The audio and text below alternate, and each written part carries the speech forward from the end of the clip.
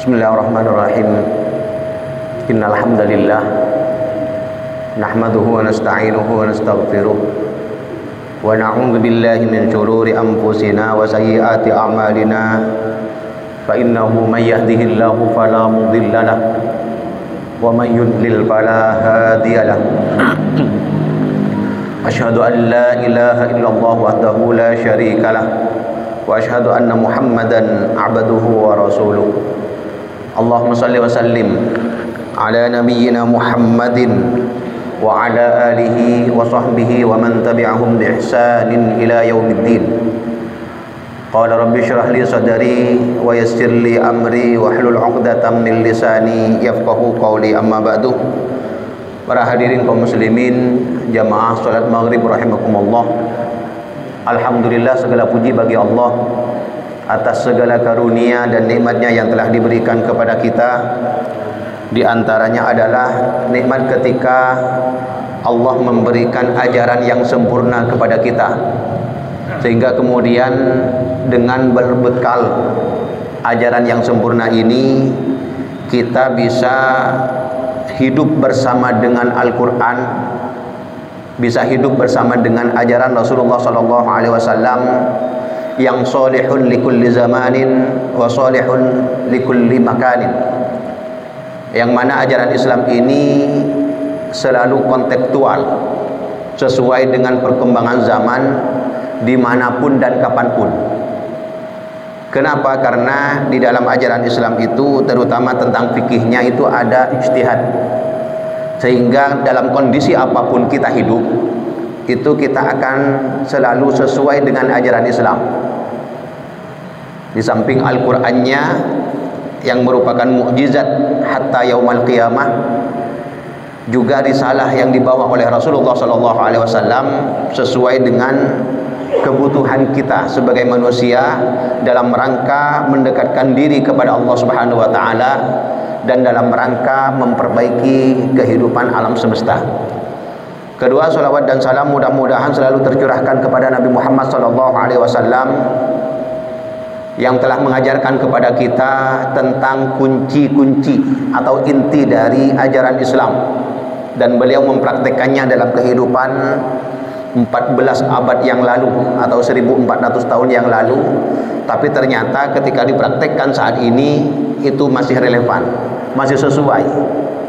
Dan ini bagian dari bukti kemukjizatan Al-Quranul Karim dan bukti bahwa ajaran Nabi Muhammad atau ajaran yang dibawa oleh Nabi Muhammad SAW ini merupakan ajaran yang benar, yang sesuai dengan kehendak Allah Subhanahu wa taala.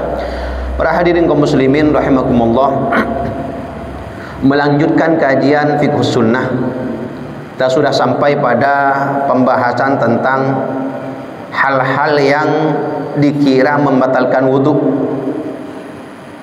tapi ternyata tidak membatalkan wudhu. Yang pertama yaitu menyentuh perempuan tanpa ada batas, artinya tanpa ada penghalang. Perlu diketahui bahwa fiqh sunnah ini adalah madhab Hanafi, dan sementara yang dipakai oleh majelis tarjih itu adalah mentarjih kaul-kaul atau hadis-hadis Nabi maupun kaul-kaul pendapat madhab. Jadi tidak berpatokan pada satu madhab, tapi pada kaul yang dianggap paling rajih dari berbagai pendapat tersebut. Ini sudah dijelaskan di pertemuan sebelumnya. Tinggal pada bagian yang kedua tentang keluar darah dari atau melalui jalur yang tidak lazim, artinya bukan dari kubul, bukan dari dubur. Kalau dari jalur dubur maupun kubul, apapun bentuknya itu membatalkan wudhu. Tapi kalau keluar darah tidak melalui jalur ini, maka tidak membatalkan wudhu. Seperti orang luka atau kena bisul misalnya, kemudian bisulnya dipencet, keluar nanah, keluar darah, ini tidak membatalkan wudhu. Apa dalilnya? Dulu dari Hasan radhiyallahu anhu, ini riwayatnya Imam Al-Bukhari, kaum muslimin tetap melaksanakan sholat dan mereka mengalami luka-luka. Ini perlu dijelaskan bahwa para sahabat itu masanya tidak seperti kita. Kita sekarang itu kalau dibandingkan sahabat terlalu enak, nyaman geluh. Sementara para sahabat dulu hampir, kalau dihitung Nabi itu sekitar 70-an kali berperang dalam hidup beliau selama di Madinah, selama 10 tahun. Itu kalau dibagi ya sekitar setengah bulan sekali itu perang. Berarti hampir setiap bulan itu pasti ada perang. Yang namanya perang itu bukan ya seperti pertandingan ini gulat yang ada sekarang, bukan. Perang itu antara hidup dan mati. Kalau gulat itu kena kunci, lawannya selesai sudah. Kalau perang itu hidup mati. Jadi kalau musuhnya tidak mati, berarti dia siap harus mati. Artinya apa? Para sahabat itu setiap harinya itu pasti ada yang luka. Beda seroke, beda sepotong. Jelas karena nih kak, muntak lo pada capok pedang, capok tompel. Tak lo pada capok tompel, capok panah. Itu yang dialami oleh para sahabat. Tapi walaupun kondisinya seperti itu, mereka tetap semangat untuk sholat berjamaah. Nah, lihat, kita tak lokal, tak perang, tak ada remah. Sholat berjamaah ini keber, yang dilawan cuma dari dalam hawa nafsu. Jangan torot nak jangan mepet mi sana. Perpan adan ente geluh, kibur adan. Tinggal aku macam mangkat, aduh cerak taknya apa dibudin tak mangkat apa ya gini kan, tak kuat kabel tibin. Artinya kita ini belum selesai dengan diri kita. Para sahabat itu enggak, mereka sudah selesai dengan diri mereka sendiri, dengan godaan hawa nafsunya mereka sudah menang. Ini godaan dari luar, luka. Kita naudzubillah beda kecelakaan, misalnya ada yang kecelakaan kemudian luka, itu sudah menganggap saya ini darurat, darurat. Sehingga kemudian nggak sholat di masjid. Ini menunjukkan, jadi adanya fenomena sepertinya, ada peristiwa seperti ini, kejadian seperti ini menunjukkan adanya hukum fikih seperti ini, menunjukkan bahwa kondisi para sahabat itu dulu parah. Artinya mereka banyak yang luka, banyak yang ada yang tangannya putus, tapi tetap mereka. Bahkan ada yang minta panahnya itu dicabut ketika sedang sholat. Tertancap panah ketika perang. Dan ini yang paling masyhur kisahnya Ali. Tapi Umar juga pernah. Jadi ada sahabat yang ketika sholat, ketika kena panah kemudian sholat. Kenapa? Karena nggak ada bius. Kalau sekarang kan harus bius. Tapi ada juga zaman sekarang ulama yang nggak mau dibius. Jadi dia melakukan bedah yang waktu itu dokternya juga takut, ngeri, karena kalau nggak dibius betapa sakitnya, bisa jadi dia pingsan. Tapi enggak, dia nggak mau. Ditanya alasannya kenapa? Saya takut tidak ingat Allah. Ternyata masih ada orang seperti ini. Orangnya sudah meninggal sekitar 2 tahunan dari sekarang. Saya tahu sendiri itu, mau dibius gak mau. Kenapa? Takut gak ingat Allah. Jadi makai sakit juga aja. Mungkin kita kan bius mungkin kita sesekone atuan ke dokter. Jadi ada, ternyata orang seperti ini ada. Nah ini menunjukkan bahwa darah itu ketika keluar dari bukan kubul ataupun dubur, itu tidak membatalkan wudhu. Dan ini juga pernah dialami oleh Umar bin Khattab. Beliau itu ketika ditusuk di sholat subuh, kemudian ada musuhnya yang menusuk, itu memang tidak jadi imam di sholat subuh waktu itu. Dan beliau narik orang yang ada di belakangnya, ternyata kena Abdurrahman bin Auf. Kemudian Abdurrahman bin Auf jadi imam. Dan waktu itu dijelaskan membaca yang pertama membaca surah Al-Asr rakaat pertama, yang kedua membaca Al-Kautsar. Itu termasuk yang paling cepat, termasuk yang paling cepat. Dan ternyata kita termasuk yang paling sering mengamalkan ini. Padahal waktu itu dalam keadaan darurat, tetap sholat. membaca ayat itu. Nah, kita pun sama. Bacaannya, ayatnya atau surahnya yang sama. Daruratnya tidak sama. Nah, Umar ketika pulang, itu kan dibawa pulang. Ketika pulang, sholat. Wakilah itu sholat tapi jadi makmum. Jadi, nah itu kan ketika ditusuk, di dalam riwayat disebutkan 6 tusukan. 6 tusukan dari khanjar. Khanjar itu depannya seperti kapak itu. Tapi yang bagian sini tajam, yang bagian ini juga tajam. Ditusukkan 6 kali. Yang paling parah itu kena perutnya, dan ini tetap menganga luka ini. Artinya ketika beliau sholat itu keluar darah. Ini menunjukkan bahwa sholat dengan luka atau dengan keluar darah dari tubuh itu tidak membatalkan wudhu. Ketika wudhunya tidak batal, maka kenapa tetap sholat? Karena memang kondisinya di bawah itu tidak seperti sekarang. Kalau sekarang kan kalau ada darah itu kan langsung nampak. Dulu enggak. Itu kan pasir. Bawahnya tanah, kemudian ada kerikil, baru kemudian pasir. Di atasnya, yang paling atas itu pasir. Kenapa? Agar kalau hujan itu airnya cepat menyerap. Nah, dalam kondisi seperti itu, makanya para sahabat dalam kondisi seperti itu pun sujudnya lama. Sujudnya lama. Sujudnya itu nggak ada sejadah dulu, nggak ada karpet, nggak ada keramik, apalagi marmer. Itu sujudnya lama. Itu kan kena pasir. Kena pasir itu bisa jadi kelilipan, bisa jadi ketika bernafas masuk ke hidung. Tapi tetap para sahabat dan Nabi pun sholatnya sujudnya lama. Kita yang masya Allah ini tak usah sampai ini, keramik saja terasa dingin itu sudah protes. Ketua takmir dapat protes ini. Mandok lamaan kan dia. Minta lama. Lamaan beda kurang lembut. Beri saya lembut. Ternyata apa kun sujud. Ini ya sekedar membandingkan bahwa antara kita dengan para sahabat. Makanya jangankan sampai kepada Nabi ya, yang Nabi saja berdirinya sampai kakinya bengkak. Nah, ternyata sujud rukunya sama dengan berdirinya. I'tidalnya sama dengan rukunya. Sujudnya sama dengan i'tidalnya. Artinya sama-sama lama. Nah, ini contoh, ini sekedar gambaran bagaimana kondisi zaman dahulu dan ibadah mereka seperti apa dalam kondisi seperti itu. Dan kita bandingkan dengan zaman sekarang dan kondisi kita sekarang. Tidurnya misalnya, Nabi itu tidurnya di tikar. Kadang ada tikarnya, kadang langsung bantalnya, kadang menggunakan kayu, kadang rumput yang kering, rumput pun rumput Arab. Rumput Arab itu seperti duri kelihatannya. Ya bukan cuma kelihatannya, kayaknya rasanya seperti itu.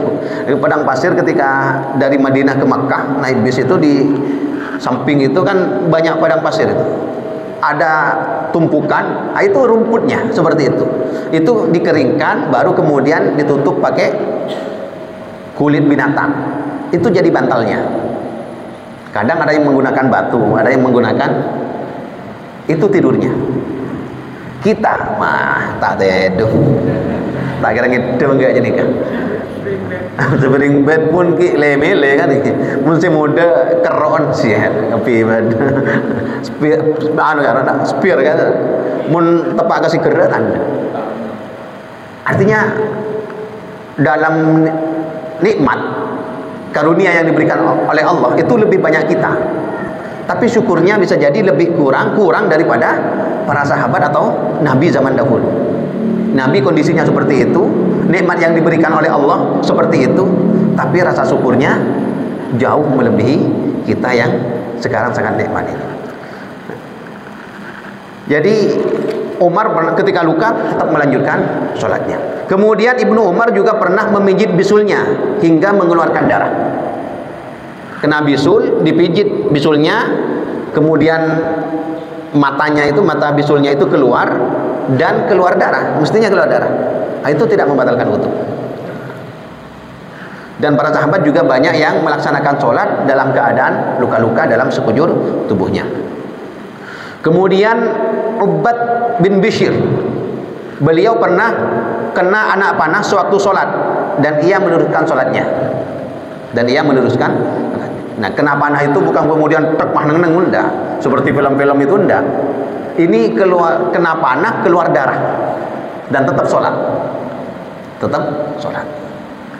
Kita jabu rengi agar ini. Jadi kondisi seperti ini. Jadi dengan adanya hadis atau dalil-dalil seperti ini menunjukkan bahwa kondisi kita sangat jauh dengan kondisi para sahabat. Jadi yang kedua, keluar darah dari selain kubul dan dubur itu tidak membatalkan wudu.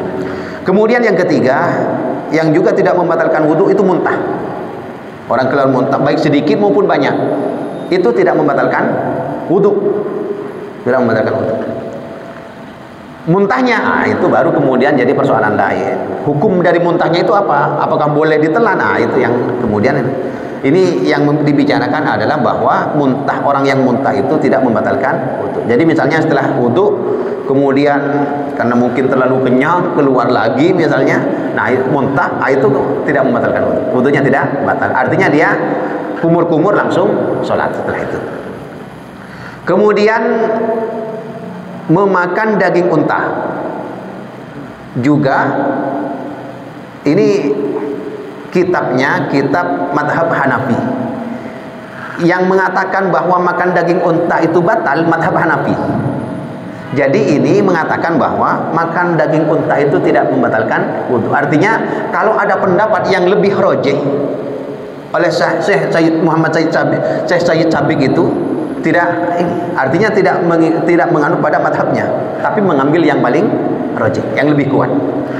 Kata beliau, memakan daging unta itu juga tidak membatalkan wudu. Kenapa ada seperti ini? Karena ada hadis Nabi SAW, anna rajulan sa'ala Rasulullah SAW ana tawadda'u min luhumil ghanam. Ada seorang laki-laki yang bertanya kepada Rasulullah SAW, apakah kami harus berwudu ketika makan daging kambing? Itulah hari pulang higi pada lagi kurban. Kalau dari luhumil ghanam, apakah kami harus berwudu? Qala in syi'ta tawadda wa in syi'ta fala tatawadda. Kalau kamu mau silahkan wudu. Kalau kamu juga mau ya silahkan, gak usah wudu. Terserah, pilihan. Artinya tidak masalah. Qala, kemudian laki-laki itu bertanya lagi, ana tawadda'u min luhumil ibil. Apakah kami harus berwudu ketika makan daging unta? Qala na'am. Kemudian kata Rasulullah, jawabnya iya, harus wudu. Tawadda' min luhumil ibil. Kamu harus berwudu ketika makan daging unta. Qala asolli fi marabidil ghanam. Bolehkah kami sholat di kandangnya kambing? Qala na'am. Rasulullah menjawab, iya, boleh. Qala usolli fi mabarikil ibil. Apakah aku boleh sholat di kandangnya unta? Qala la. Kata Nabi, tidak boleh. Rawahu Ahmad wa Muslim. Diriwayatkan oleh Imam Ahmad dan Imam Muslim. Nah, hadis ini secara letterlek atau secara langsung maknanya mengatakan apa? Seakan-akan kalau makan dagingnya kambing kita tidak perlu wudu. Artinya tidak membatalkan wudu. Tapi kalau makan dagingnya unta, itu dari segi hadisnya, dari lafaz hadisnya seakan-akan harus berwudu. Dan fikih lain, hukum lain yang disebutkan dalam hadis ini, apakah kami boleh sholat di kandangnya kambing atau domba? Boleh, kata Nabi. Apakah kami boleh sholat di kandangnya unta? Tidak boleh. Nah, ini bagaimana hukumnya? Ini dari satu hadis ini banyak hukum yang ditelurkan. Hadis yang lain menyebutkan, suila Rasulullah SAW, Rasulullah pernah ditanya, anil wudu'i min luhumil ibil, tentang wudu ketika makan daging unta. Faqala, kemudian beliau menjawab, tawadda'u minha, kalian harus wudu karena makan daging unta. Wa suila an luhumil ghanam, beliau ditanya tentang makan daging kambing. Faqala, kemudian beliau menjawab, la tatawaddau minha, tidak usah wudu. Wa su'ila 'anis salati fi mabarikil ibil, dan beliau pernah ditanya bagaimana hukumnya salat di kandangnya onta. Faqala la tusallu fiha fa innaha minasyayatin, janganlah kalian semua salat di kandangnya unta, fa innaha minasyayatin, karena salat di tempat itu digoda banyak setan, atau was-wasnya sama dengan digoda oleh setan. Wasuila 'anis salati fi marabidil ghanam, beliau pernah ditanya juga tentang hukum salat di kandangnya ghanam, kambing. Faqala sallu fiha fa innaha barakatun, salatlah kalian di tempat itu karena itu membawa barokah. Ini kalau dibaca hadisnya bingung. Kenapa? Kalau gak dijelaskan. Karena kita menganggap ini kalau sholat atau ini apa, sebelum masuk ke masalah kandang, tentang kenapa harus wudhu ketika kita makan daging unta. Kalau dari segi penelitian ilmiah disebutkan daging unta itu baunya keras dan dagingnya juga lebih keras, dan ya ke lambung atau ke perut itu lebih panas. Maka kemudian dianjurkan untuk wudhu. Sementara yang ghanam, yang domba itu enggak, biasa. Dan orang sate kambing itu angak. Kala angak kah? Satena ibil, satena unta. Lebih panas dagingnya unta. Dan seratnya juga lebih besar, lebih keras seratnya. Artinya dari segi ini daging itu teksturnya lebih keras dan lebih besar daging unta. Maka kemudian dianjurkan. Nah, cuman ini kemudian disebutkan, Ibnu Khuzaimah berkata, ulama hadis setuju bahwa dari segi riwayat hadis ini sahih. Dari segi riwayat hadis ini sahih. Akan tetapi disebabkan adilnya orang, kenapa? Karena orangnya, para rawinya itu adil. Kemudian Imam An-Nawawi berkata, madhab ini lebih kuat, alasannya walaupun jumhur berpendapat lain. Tapi kemudian jumhur berbeda pendapat. Yang mengatakan harus wudu dari makan dagingnya unta itu cuma madhab Hanafi. Sementara yang lain, Hambali, Syafi'i, Maliki tidak. Sehingga kemudian mereka menyebutkan bahwa ini tidak membatalkan wudu makan ini. Nah,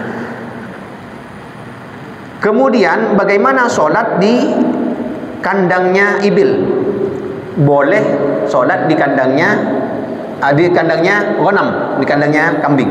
Tapi tidak boleh sholat di kandangnya unta. Nah, di kandang kambing itu ketika ada orang sholat, itu kambing tidak mengganggu. Tidak sebagaimana di kandangnya unta, apalagi ada untanya. Bagaimana tentang hukumnya? Tentang hukum orang yang sholat di kandang baik kambing maupun unta. Padahal yang namanya kandang itu pasti ada kotoran. Yang membolehkan atau yang mengatakan bahwa tidak najis kotoran dari binatang yang bisa dimakan dagingnya itu cuma satu madhab, madhab Hambali. Madhab yang lain mengatakan najis. Pendapatnya itu didasarkan pada dalil bahwa pertama hadis ini, bahwa boleh sholat di kandangnya kambing. Sementara larangan sholat di kandangnya unta itu bukan masalah najis atau tidaknya, kata madhab Hanafi, kata madhab Hambali. Tapi karena apa? Karena ketika sholat di tempat di kandangnya ibil atau di kandangnya unta, itu orang jadi ragu, was-was, ini boleh apa tidak. Apalagi kemudian di kandangnya unta itu banyak setannya, bisa banyak jinnya, sehingga kemudian orang yang sholat di kandang seperti di tempat seperti itu akan was-was ketika sholat. Nah, ketika sedang was-was itu dia disamakan dengan banyak setannya di tempat itu, ditempati oleh setan. Kemudian dalil yang kedua atau hadis yang digunakan oleh madhab Hambali yang mengatakan bahwa kotoran binatang itu tidak najis, yang bisa dimakan dagingnya, seperti tai ayam misalnya. Ketika ayamnya bisa dimakan, dagingnya tidak najis. Tai kambing, tai sapi, semua ketika bisa dimakan dagingnya maka tidak najis. Mazhab Hambali. Tapi pendapat ini memang paling aneh di antara mazhab yang lain. Yang lain semua mengatakan najis, ternyata enggak.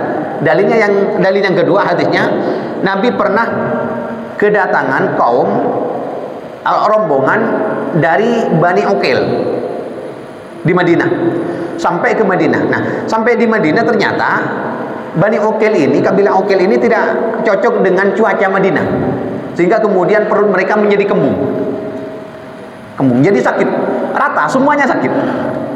Rombongan ini kan sakit tabu kepi, kembung kepi lah. Karena ya mungkin karena dingin atau apa, nggak tahu, yang penting perutnya kembung, tanyaman kepi. Oleh Nabi kemudian disuruh untuk minum kencingnya unta. Silahkan kalian datang ke tempat ini, ke kandang unta, kemudian makan, minum dari kencingnya ya, baul, bukan susunya, bukan laban, tapi baulnya. Dan ini ternyata sekarang banyak orang berobat dengan baulnya ini, gara-gara hadis ini. Dan ini kemudian jadi ya ecok-ocok, orang Islam ecok-ocok. Unung-unung kepada ajaran yang ini ternyata minuman kemina pentang. Pokoknya kapan beda apa pentang dulu sila kocok-kocok gara-gara binatang. Padahal bagus kan? Bagus. Dari segi kesehatan setelah diteliti ternyata memang bagus.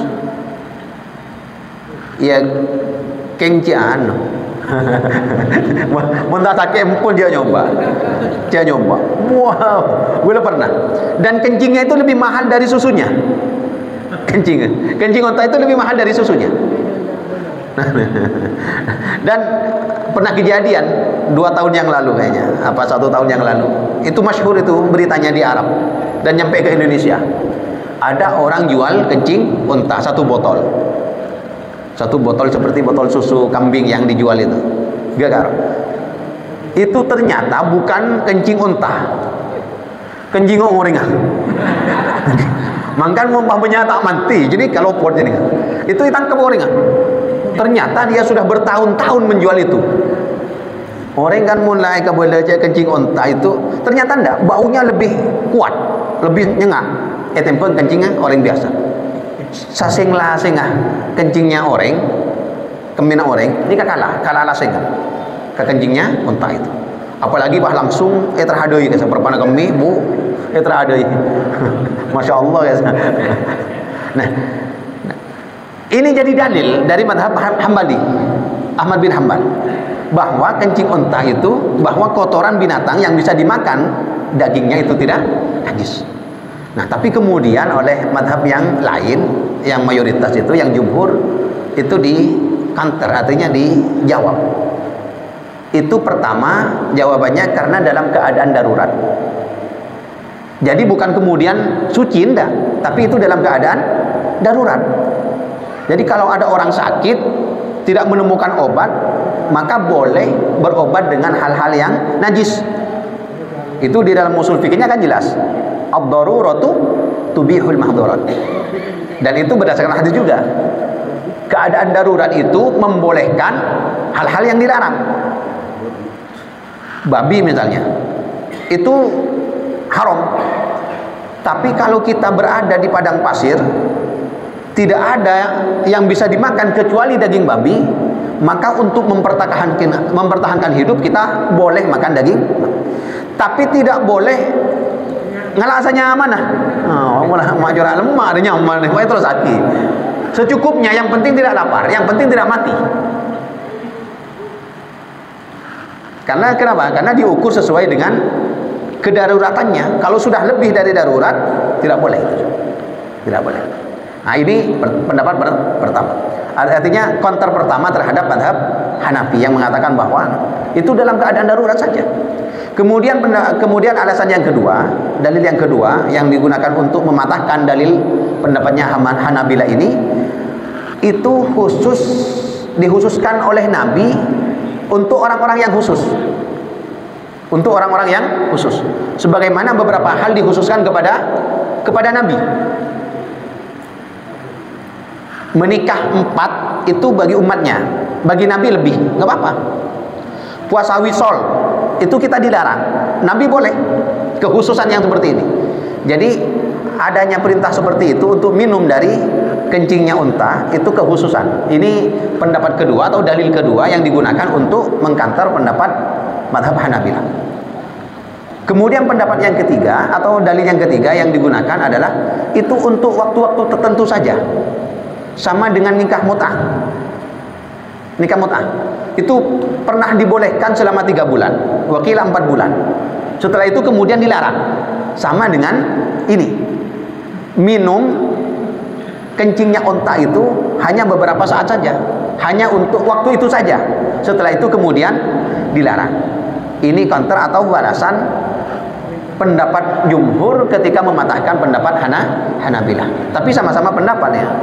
Artinya lebih kuat yang pendapatnya jumhur dibanding dengan pendapat ini. Jadi itu penjelasannya kenapa kemudian boleh sholat di tempatnya atau di kandangnya kambing, tapi tidak boleh sholat di kandangnya unta. Jadi yang dibahas bukan masalah najisnya, tapi ini kemudian dijadikan dalil oleh mazhab Hanabilah bahwa kotoran dari binatang yang bisa dimakan dagingnya. Tapi ini pendapat, yang namanya pendapat ya kalau ada yang mau ikut silahkan. Tapi ketika juga dalilnya sudah disebutkan lebih kuat yang mana, agak jadikan. Dharma agak mencontoh biasanya. Nah, ini mencontoh kan haram karo banyak. Bahkan orang banyak tak sandalan. Terus banyak burung dara, nang banyak ya. Kasa asaloy kapi karo. Bagi saya ngepel karo mun pah norok madhab saya najis aki najis kapi karo. Apa? Karena deki ngangkui sabun ya, ngangkui sabun bah langsung hapus dah ni kan. Berarti jen benih bah jen bersih, jen najis kau tu. Tapi ternyata dia haram. Artinya ini sudah dianggap sudah sulit untuk disucikan satu persatu. Karena kalau disucikan satu persatu, kau tu kala mencontong setong. Kemudian kosot sampai 3 kali ngangkui rambing sebecah.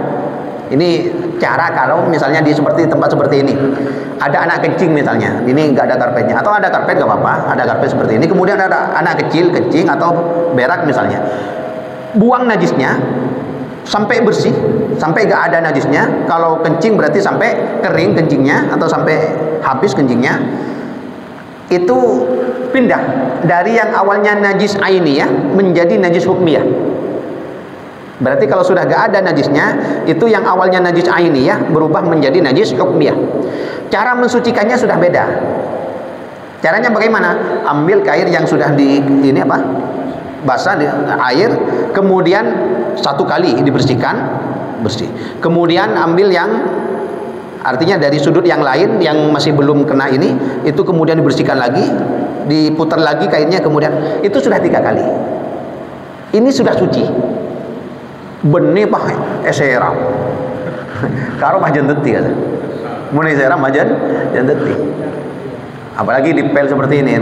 Jadi untuk yang tempat-tempat seperti keramik dan sebagainya, marmer, kalau di tengah di rumah misalnya ada najis, ambil najisnya, dibersihkan dulu ainiyahnya, baru kemudian berubah menjadi najis hukmiyah.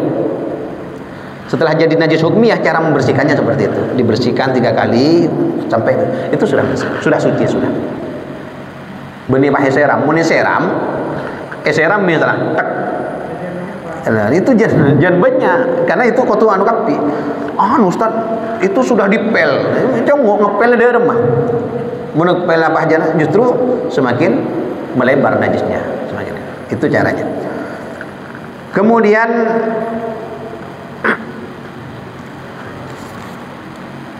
ya, yang keempat, memakan daging unta yang dikira membatalkan wudu ternyata tidak membatalkan wudu. Itu cara penjelasan dari hadisnya. Kemudian yang kelima, orang yang bimbang apakah dia berwudu atau telah berhadas. Nah, ini diambil yang yakin pertama. Jadi misalnya yakin dia wudu, kemudian dia bimbang apakah apakah sudah batal apa belum. Ini bagaimana? Nah, itu tidak batal wudunya. Kalau dibalik, sebaliknya, misalnya dia tidak punya wudu, hadas, kemudian dia bimbang apakah saya sudah wudu apa belum, tidak wudu. Iya, Jawa sang maposang dia ke masjid, Roma betal, kemudian dia ke masjid, kok coran Maria wudu? Enggak, itu berarti yang diambil yang keyakinan yang pertama. Apa dalilnya? Syaka ilan Nabi sallallahu alaihi wasallam ar-rajulu yukhayyalu ilaihi annahu yajidu syai'a fi shalah. Ada seorang yang mengadu kepada Nabi sallallahu alaihi wasallam, yukhayyalu ilaihi annahu yajidu syai'a fi shalah. Dia terbayang seakan-akan dia menemukan sesuatu ketika dia sedang sholat. Menemukan sesuatu itu artinya apakah dia kentut apa tidak. Qala la yansurifu hatta yasma'a sautan aw yajid rihan. Dia tidak boleh berhenti dari sholatnya sampai dia mendengar sautan, suara kentut, atau dia menemukan bau kentut. Jadi kalau gak ada kedua-duanya, jangan. Tapi ini sebagai tanda, benih pak orang akan toongku pak tak nemu bau nak, tak nemu suara nak, tapi dia aras saja akan toongku betal. Ini cuma apa? Tanda-tandanya saja, tanda-tandanya. Cuk ada bau nak, ada munyi nak, padahal akan tok. Itu pakuna kento ya kan. Coba marma samar. Wah ada teh bau, ada tak bau misalnya. Ada teh suara baca yampet. Keluar sakoni misalnya, kan dia yang merasakan. Artinya apa? Ini maksudnya kalau dia bingung apakah, dan dia tidak merasa, tidak yakin bahwa dia kentut, tunggu itu dua hal itu. Dia yakin tak kentut, tapi kemudian menemukan mak beda bau nak ambu, yakin tak akan tok cerah tak keluar, kin ternyata beda suara nak dindia, maksudnya suara samping lain boleh ini dindia, nah itu batal. Artinya dia membatalkan sholatnya karena wudunya telah batal. Rawahul jamaah illa at-Tirmidzi. Semua ahli hadis itu meriwayatkan kecuali Imam At-Tirmidzi. Kemudian idza wajada ahadukum fi batnihi syai'an fa ashkala alaihi akhraja minhu syai'un amla fala yakhruju minal masjid hatta yasma'a sautan aw yajid rihan. Jadi kalau ada orang yang perutnya berbunyi, kemudian dia bingung, saya kentut apa tidak, fa ashkala alaihi muskil, maka dia nunggu apakah ada suaranya atau ada baunya. Ini kalau lagi-lagi kalau tidak yakin kentut. Tapi kalau sudah yakin kentut, tak usah ada ente sedua aja kan. Tak usah ada ente, langsung batal lagi sholat karena dia sudah batal kentut. Kemudian yang keenam, ini yang kelima, kemudian yang keenam, tertawa terbahak-bahak waktu sholat juga tidak membatalkan wudhu. Kenapa ini disebutkan? Karena madhab Hanafi mengatakan orang yang tertawa terbahak-bahak dalam sholat, itu wudhunya batal. Ini gak nunggu lucu yang dia ada di masjid dah. Kadang dia ada orang sholat pas engak ke video lucu, seneng nyongok video lucu, kemudian berpanah sholat pahenga agela ke TV mun sampai terbahak-bahak, madhab Hanafi batal wudunya. Tapi jumhur mengatakan tidak batal wudunya. Tapi kemudian ada yang diperinci, madhab Syafi'i mengatakan kalau sampai tertawa terbahak-bahak keluar dua huruf yang sama dengan huruf hijaiyah, misalnya, itu berarti sama dengan dua, itu sholatnya batal. Wudunya enggak, wudunya tidak batal, sholatnya yang batal karena dianggap berbicara dengan orang lain. Makanya nggak usah sampai dua huruf. Kalau itu membuat orang lain mengerti, walaupun satu huruf qif misalnya, Allahu Akbar, kemudian ada orang yang kita menyuruh hati-hati. Qih misalnya. Qih itu amr. Itu yang hati-hati artinya. Itu juga membatalkan sholat. Ada orang misalnya asim, dia kemudian mengucapkan alhamdulillah dalam sholatnya. Kalau mengucapkan alhamdulillah gak apa-apa, karena itu bagian dari zikir.